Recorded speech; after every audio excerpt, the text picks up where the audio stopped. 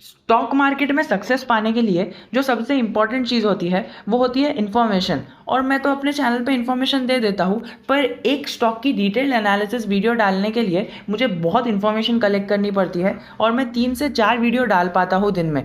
पर यार हमें तो है ना पूरे एक मार्केट का ओवरव्यू चाहिए, तो इसीलिए मैंने है ना एक सीरीज़ का स्टार्टिंग किया है। ये 99 सब्सक्राइबर्स की खुशी में मैंने वो स्टार्ट किया है सीरीज़। तो क्या होगा, उस सीरीज़ में आपको रोज़ एक वीडियो मिल जाएगी और उस वीडियो में पिछले दिन मार्केट में जो भी हुआ वो सारी न्यूज़ कवर होगी। तो इससे क्या होगा ना, आप अगर वो वीडियो देख लोगे तो आपको 80 to 90% मार्केट के बारे में पूरी खबर हो जाएगी। तो आज से एक रूल बना के बैठ जाओ कि सुबह नाश्ता करना है तो ये वीडियो के साथ। नमस्कार दोस्तों, तो आज का ये वीडियो शुरू करते हैं। आज पहले एडवांस और डिक्लाइन रेशियो देख लेते हैं। एडवांस रेशियो देखो आप देख सकते हैं कि एडवांसेस जो स्टॉक भाग रहे थे मार्केट में वो 1000 थे और 700 स्टॉक जो है ना वो फॉल कर रहे थे मार्केट में। इसका मतलब सीधा आपको दिख रहा है कि मार्केट में बुलिश मोमेंटम जारी था। बात करें इंडियन इंडाइसेस की, तो आप यहाँ पर देख सकते हैं कि पूरा इंडियन इंडाइसेस पॉजिटिव में ही क्लोज हुआ है।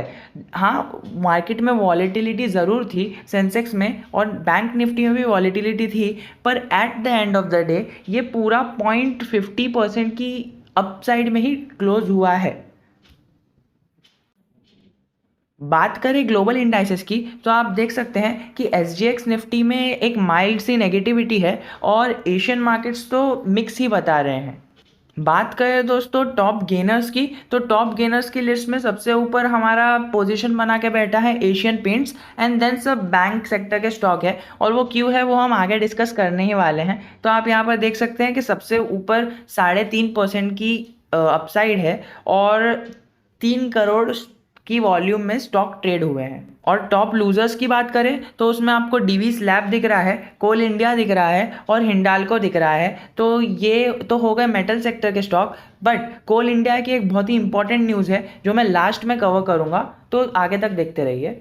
और हाँ, अब बात आती है सबसे इम्पॉर्टेंट चीज़ की कि एक्टिव बाय वॉल्यूम। अब आपको पता है कि अदानी पोर्ट्स में क्या चल रहा था, यानी अदानी के ग्रुप में क्या चल रहा था, लेकिन फिर भी अदानी के स्टॉक्स में बहुत एक्टिविटी हुई है। तो इसका मतलब क्लियर कट यही है कि यार वो जो न्यूज़ थी ना वो थोड़ा मार्केट को मैनिपुलेट करने के लिए घुमाई गई थी, और वो सीधा सीधा आपको दिख रहा है कि वो ऑपरेटर्स का खेल है जो इलेक्ट्रॉनिक टाइम न्यूज़पेपर वालों ने खेला है मिलके उनके साथ।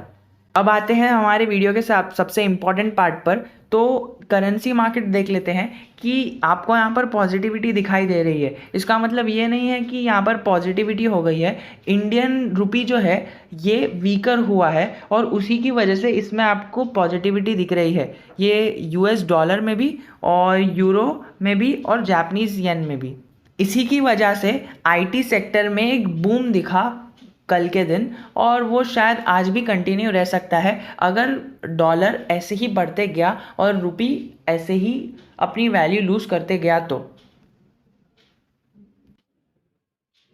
अब आप करेंसी देख सकते हैं कि यहाँ पर क्रूड ऑयल आपको पॉजिटिव दिख रहा है और बाकी सब ये नेचुरल गैस, गोल्ड और सिल्वर आपको नेगेटिव दिख रहा है। अब हम पहले बात करेंगे कि क्रूड ऑयल और नेचुरल गैस के बारे में। क्रूड ऑयल तो आपको थोड़ा 1-8% पॉजिटिव दिख रहा है, पर ये जो 2.5% गिरा है ना, इसी की वजह से हिंडाल्को और एक स्टील सेक्टर का स्टॉक वो गिर गया है। पर अब ये जो आपको गोल्ड और सिल्वर दिख रहा है, ये गोल्ड और सिल्वर तो अपने रेंज में कंसोलिडेट कर ही रहा है। इनका रेंज कुछ 50,000 से लेके 45,000 तक गोल्ड का है, और ये 71,000 के ऊपर सिल्वर जो ट्रेड कर रहा है वो अगर 70,000 के साइकोलॉजिकल सपोर्ट के नीचे आ गया तो थोड़ी सी गिरावट होने की संभावना है। पर अभी तो हमें कुछ ऐसी लंबी या बड़ी गिरावट नहीं दिख रही है।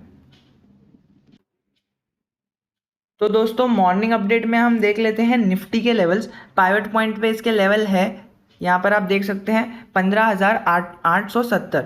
अब ये ओपनिंग प्राइस है और अभी इसमें ओपन होता है तो अगर ऊपर जाता है तो 15,900 से 15,930 के लेवल आपको दिख सकते हैं, और अगर 15,930 को ब्रेक करता है तो ऊपर एक रैली आने की प्रोबेबिलिटी है। और अगर ये 15,840 तक जाता है और उसे ब्रेक कर देता है तो ये सपोर्ट एक बहुत ही तगड़ा सपोर्ट जोन है, और अगर इसको भी ब्रेक कर देता है, जिसकी पॉसिबिलिटी ज़रा भी नहीं है, तो उसमें थोड़ी गिरावट आकर वो रिट्रेस कर जाएगा।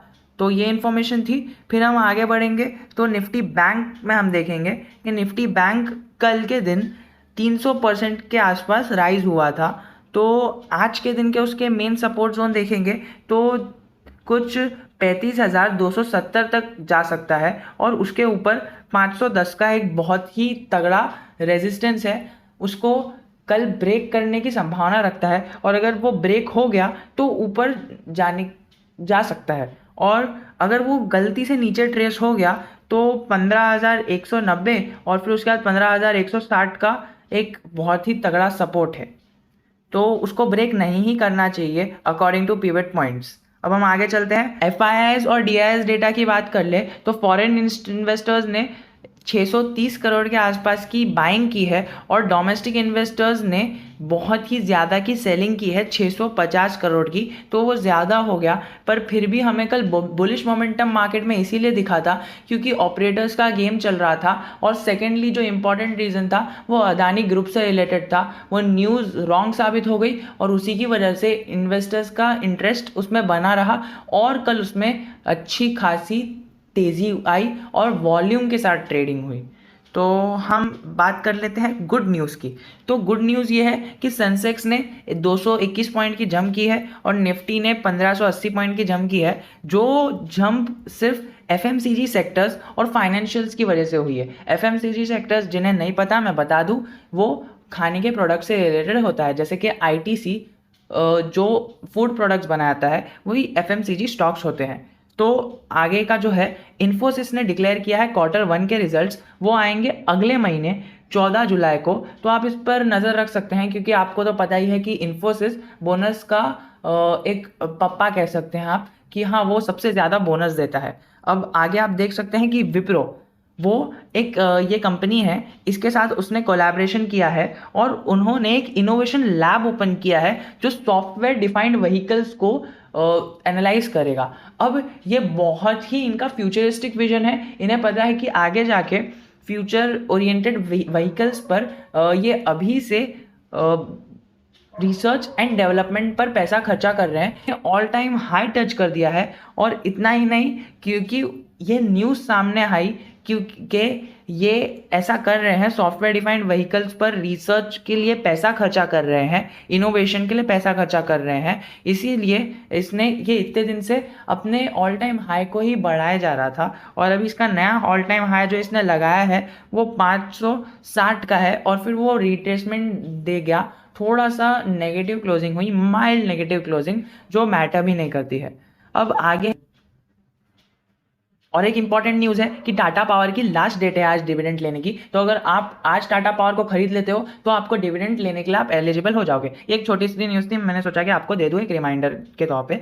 तो अभी सबसे इंपॉर्टेंट न्यूज़ आती है कि लुपिन में लाइफ इंश्योरेंस कॉर्पोरेशन ने, LIC ने अपना स्टेक बढ़ा लिया। जो पहले 4% के आसपास था, 4.5% के आसपास था, वो अभी 6.5% कर दिया, यानी 2% स्टेक को बढ़ा दिया। तो लुपिन में उन्हें कुछ ग्रोथ लगी होगी, तभी उन्हें बढ़ाया होगा। अब ये नॉट सो गुड न्यूज़ तो एक ही होगी, रिसेशन प्लस इन्फ्लेशन, तो ये तो आनी ही है। जब लॉकडाउन खत्म होगा तो इससे तो हमें गुजरना ही गुजरना है। अब आगे क्या हुआ कि India confirms 1 death due to adverse reaction to कोविड-19 वैक्सीन। तो ये एक बहुत ही थोड़ी हिला देने वाली न्यूज़ है। हालांकि इससे कुछ फ़र्क तो नहीं पड़ेगा, जो वैक्सीन बना रहे हैं उन्हें, स्टॉक मार्केट से कुछ फ़र्क नहीं पड़ेगा, बट एक जनरली मैं बात कर रहा हूँ कि हाँ, जैसे ही कोई बंदा सुनता है कि वैक्सीन लगाने से एक आदमी की मौत हो गई, तो वो वैक्सीन की तरफ से बैकआउट कर सकता है। तो ये एक जनरल न्यूज़ थी जो मुझे लगा कि आपको बतानी चाहिए। फिर यहाँ पर आप देख सकते हैं कि महाराष्ट्र में 9,300 केसेस आए हैं नए, और बेंगलुरु में 1000 के कम हैं,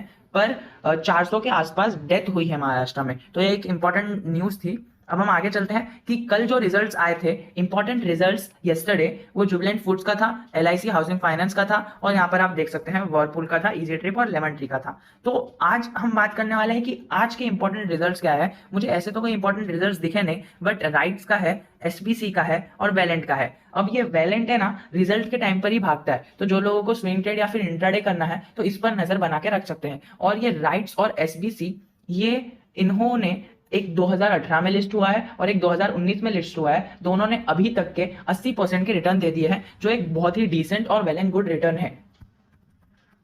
अब एसएमकेसी व्यू सुन लीजिए, मेरा व्यू सुन लीजिए कि मार्केट का मूड बुलिश है। तो आप क्या कीजिए, मार्केट थोड़ा कंसोलिडेट कर सकता है, यानी ऐसा कंसोलिडेट कर सकता है ताकि उसे एक फ्रेश पुशअप मिल सके। तो कोई भी बंदा पहले भागने से पहले कुछ कदम पीछे लेता है। तो अगर वो शिकार करने के लिए कोई शेर कुछ कदम पीछे लेता है तो उसे हारा हुआ शेर नहीं कहते हैं। तो आपको भी ध्यान में रखना है कि मार्केट अगर कंसोलिडेट करेगा तो वो आगे जाके एक बड़ा सा ब्रेकआउट दे सकता है। तो हमें क्या करना है, हमारी रिस्पॉन्सिबिलिटी ये होगी कि हम गुड क्वालिटी स्टॉक्स में डिप्स पर बाय करें। और मार्केट ऐसा है कि बाय ऑन डिप्स है एंड सेल ऑन राइज है। आप डिप्स पर बाय कीजिए, आप यहाँ पर मार्केट चल रहा है, डिप आ गई तो आप यहाँ पर बाय कर लीजिए, फिर वो थोड़ा आगे जाके ऊपर चले जाएगा और यहाँ पर आप राइज पर सेल कर दीजिए। मार्केट का यही व्यू चल रहा है। और मेरा एक लास्ट जो इन्फॉर्मेशन आपको देनी थी कि आप जीटीटी ऑर्डर्स लगाइए और मंथली थोड़ा थोड़ा पैसा एसआईपी के थ्रू इन्वेस्ट कीजिए। अगर आपको एसआईपी के थ्रू पैसा इन्वेस्ट करना नहीं आता है